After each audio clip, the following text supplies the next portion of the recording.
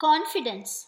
Once a tribal girl from the Himalayas called Bhagirathi was wedded to a man from another tribe of the same region, dwelling in another valley.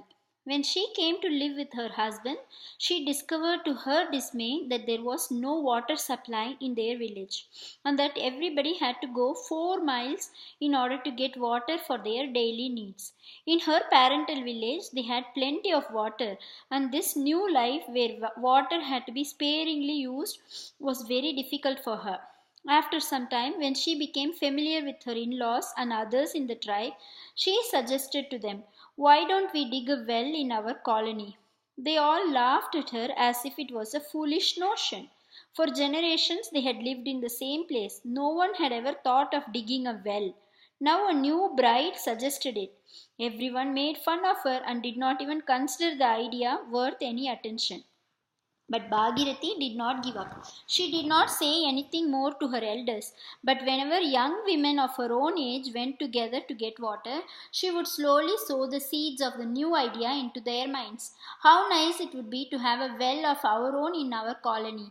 Then we wouldn't have to come such a long distance. We would be able to get water at any time of the day. As time passed, the other girls too started feeling like Bhagirathi. One day she suggested, "Instead of sitting and talking in the afternoon, suppose we start digging a well in our colony." The others thought that it was a wonderful idea. Some day the well would be deep enough to find water. The idea caught their imagination. Every one of them was thrilled. They started thinking of ways and means of achieving this. First of all, they would keep it secret from the elders and the men because they were sure to laugh at their attempts. When the well would get ready and water filled it, there would be sufficient time for the others to see what the girls had achieved. Thus, they planned everything secretly. There was a thrill in their secrecy. They selected a suitable place in the colony and got to work. What was the proper time for them to go digging? In the afternoons, the men would be away in the fields. The older women would be having their nap. That would be the best time because they would have 3 to 4 hours of spare time then. One fine afternoon, the young women, armed with the shovels and spades, marched to the place selected by them. They said a short prayer to the Lord and started digging.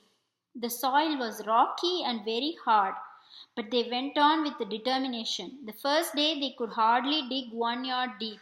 The second day it was easier as they had practice. Within a week, the entire younger generation of the village was involved, but none of the elders knew about it. One day, one of the older women woke up early and was surprised to find her daughter in law absent. She went to the next house to see whether she was there, but found that their daughter in law too was missing. The elders asked each other and soon discovered the whereabouts of the youngsters. By then, the well was already 20 feet deep, and the girls sang, laughed, and worked joyously like bees in a honeycomb. The elders were pleasantly surprised. Here was some positive work on hand, so they too began to lend a hand. Now the pace of the work was further accelerated. In a few days, the well was 50 feet deep. When the men came to know about the work, it had to be dug only another 20 or 30 feet more. Now the well was a certainty and no more a fantasy. The men too were serious. Why not help on Sundays? The men saw with admiration what their feeble women had achieved, and they worked for 3 Sundays.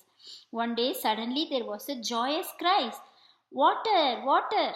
The sweet nectarine water came from underneath and gradually filled the bottom of the well. The whole colony gathered there to celebrate the event. Water relief it was for everyone. Now they did not have to go 4 miles to get a pot of water. It was within their reach, day and night. Also, it was all the more precious because they had got it with their own efforts. Faith in oneself and in the result of the work of one and all is bound to be blessed by the Lord.